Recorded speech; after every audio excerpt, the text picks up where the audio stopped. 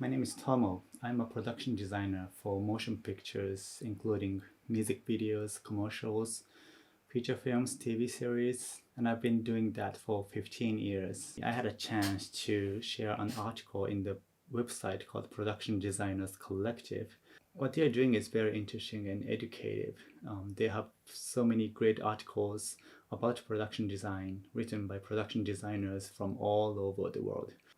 There was a person from that website who asked me to share my sketches and renderings, and he explained to me the reason for doing that is to encourage young designers and student designers to grab their pencils rather than computer mouse. And I agreed.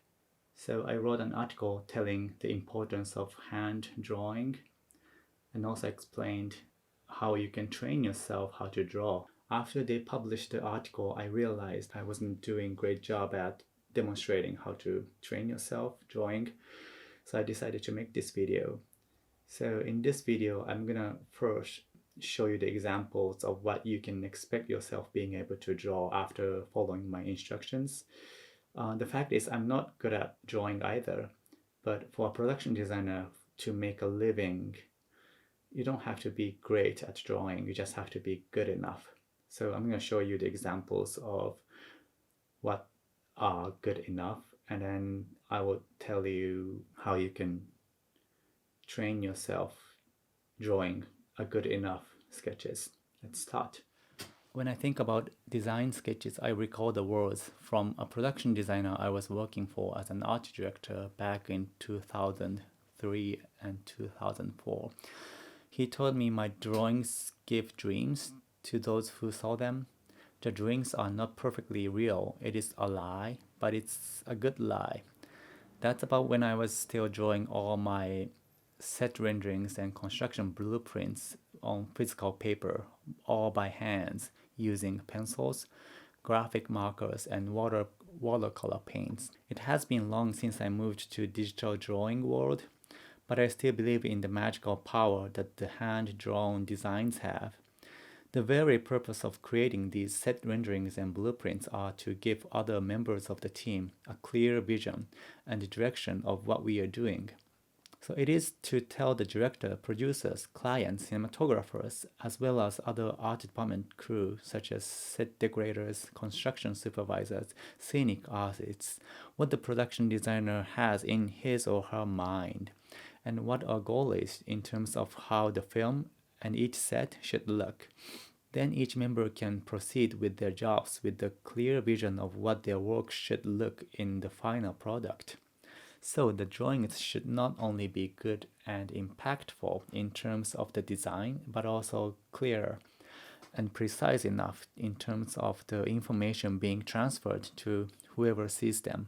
In theory, the clearer and closer to how the final set looks like, the better these drawings are. Using recent 3D rendering software and Photoshop techniques, it is very possible to visualize almost 100% of how the final set would look like in the design sketches, while I'd say we could only do 70% of it back when we were doing it all by hands. So when the final vision is clear enough, the set decorator knows exactly what kind of props he or she should source, and the scenic artist knows how precisely the wall color and aging should look like. In that manner, detailed renderings created by 3D graphics software and Photoshop do a lot better job than hand drawings. It is simply hard for the crew members, when they are only informed 70% of what they should do, to provide and reach to the full 100% of the designer's vision. The magic of the hand-drawn sketches happens when these drawings only provide 70% of the information, and yet other crew provide the 120% of the design. That means each crew takes 70% of the production designer's ideas and provide back something beyond the designer's imagination. When the renderings give the direction that is too clear to those crew, it leaves no room for any imagination to grow and prevents the crew from trying new things. Letting the rest of the team try new things can do both good and bad to the design, so it is a double-edged sword. But when you believe you have a great team around you who can better your design, and you are confident with your drawings that can grow imaginations of other team members, you can expect to be able to create something beyond your imagination at the end. That is when hand-drawn renderings do better jobs than precise 3D renderings. This is something I have experienced over the period of 15 years doing this job. I believe the filmmaking is a teamwork, and I believe each set decorators would know better about furniture than I do, and each carpenter would know better way to build a set than what my understanding is. So for the fellow production designers or someone who is just starting out, I would encourage to take a pencil and start drawing by hand. And someday that pencil will become your magic wand and you will be creating something beyond your imagination. Hi, so this is part 2. So when I hear from my fellow art directors who are trying to become a production designer that they are not good at drawing, I will always tell them these easy steps that they can follow. It's very easy, and this is something I did when I was in the college, so I'm gonna just demonstrate it. Okay, so step 1, buy 6 sketch pad. They don't have to be nice and expensive. Number 2, in the first page of the first sketch pad, draw circles. Draw circles. Fill out the page with circles, and in fact, keep filling up all the pages with circles. You can maybe draw 100 circles per page, and if you have about 40 pages drawing pads, you will end up drawing 4,000 circles by the time you finish your book. Okay, so this is what I mean by circles.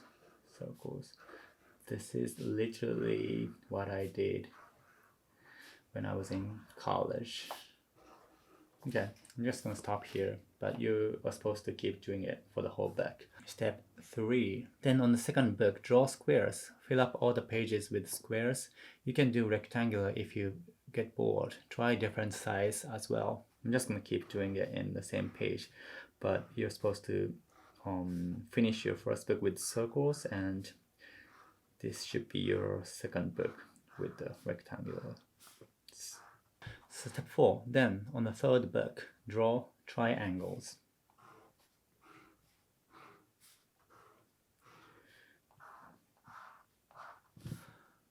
On the fourth book, you draw spheres. So this time, draw not just circles, but also the shadow and the shade of the sphere. So by that I meant sphere is square. That is something I would say like this.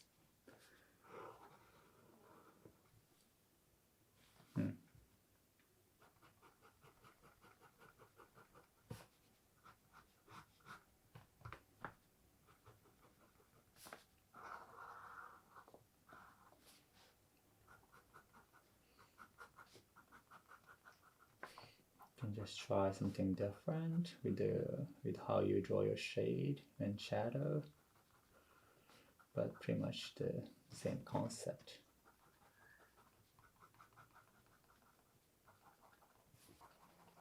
That's good. Okay. Step 6. For the fifth book, you will draw cubes. Change the direction of the light source.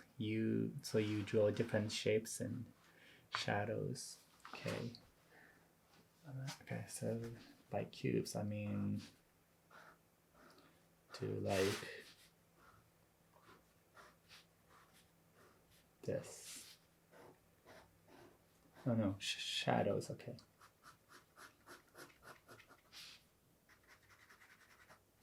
This.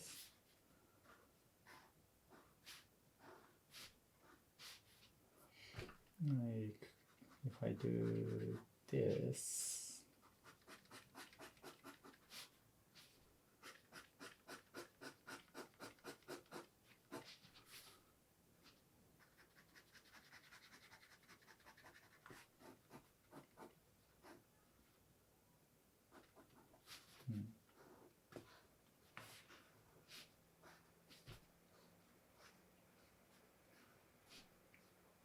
So if your shadow goes like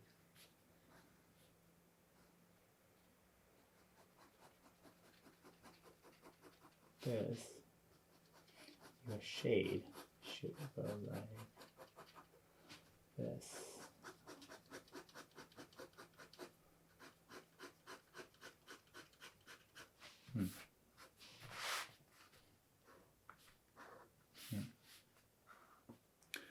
Okay, so number 7. The final book, you should draw pyramids in the first half of the book. Then you draw cylinders for the rest. Again, try different light directions. Pyramids. Okay, so that means something like this. And then try the shadow. Okay.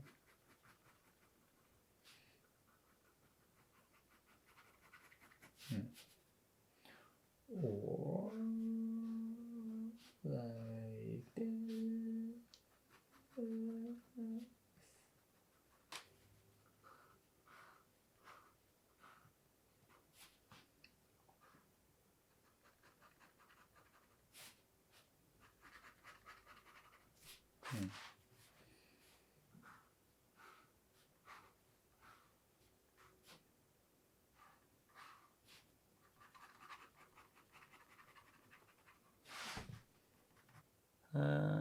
Oh, cylinders, right?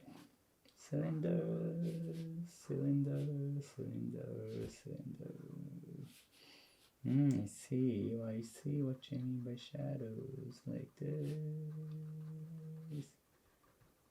like this.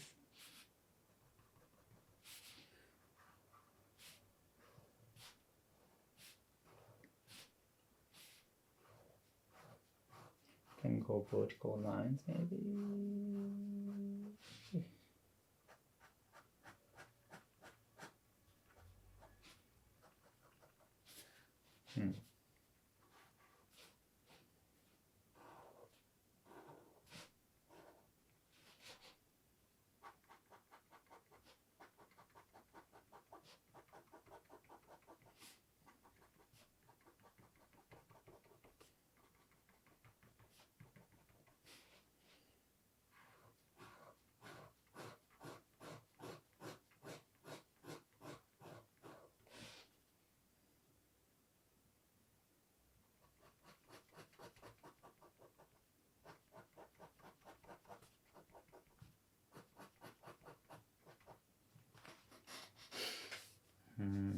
Cylinders.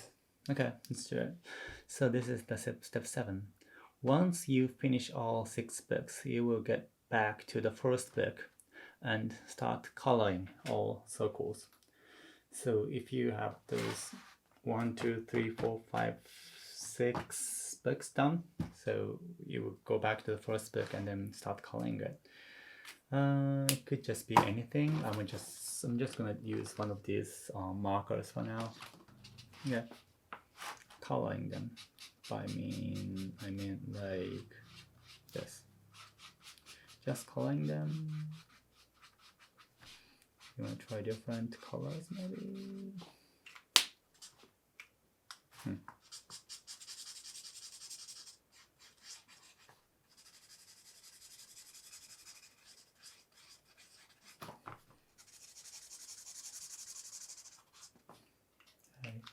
Or you might want to try something different. I mean, you can just use any thing that you want. I mean, I sometimes use markers, I sometimes use those inks anyways.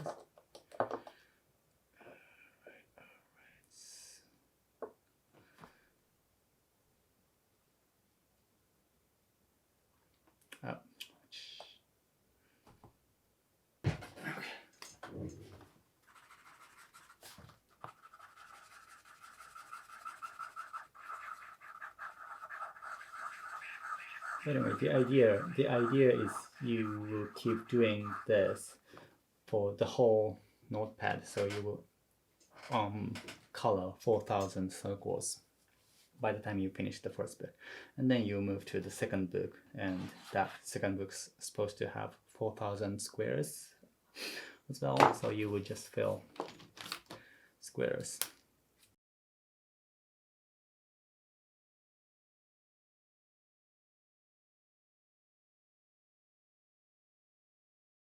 Make sure when coloring object not only to color the shadow part darker, but give some highlight to the part where the light is hitting the most. You can either leave it white by not painting, or add white at the end. So what I mean by that is to leave this space white, when you color this, okay, let me just do it. When the light is hitting from this direction, you're supposed to leave this part white. So you will only color this part. So it looks like the light is hitting this way, from this way. Make the shadow part darker like this. So that's how you're supposed to make it look like, you know, you see that? Or alternatively, what I'm talking about, like adding white at the end, is that you will first color the whole cube, not the cube, sorry. Make the shadow and shade darker like this. Okay, just gonna do it. All right, and then add white. I always use the whitener. Something that you can do this. Okay, so like this. Either way, it's fine. I think it's your style. So you color a sphere like this.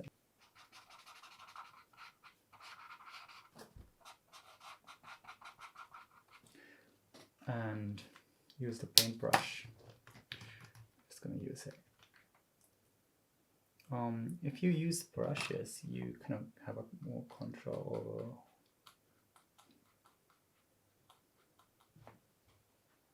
Like this. So that's my technique. Maybe I would just do this for the squares. Interesting.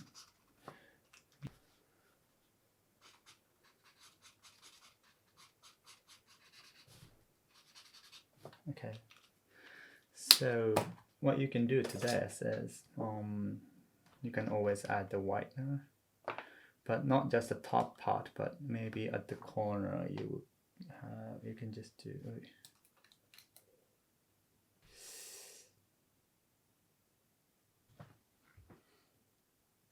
To make some highlight, you know, do it blue.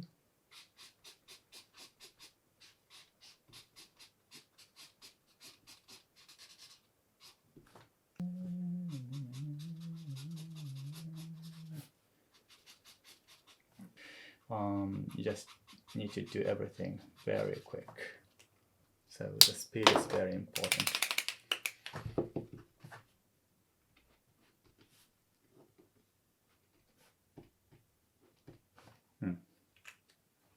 So you basically keep doing it. Let me just try one cylinder then.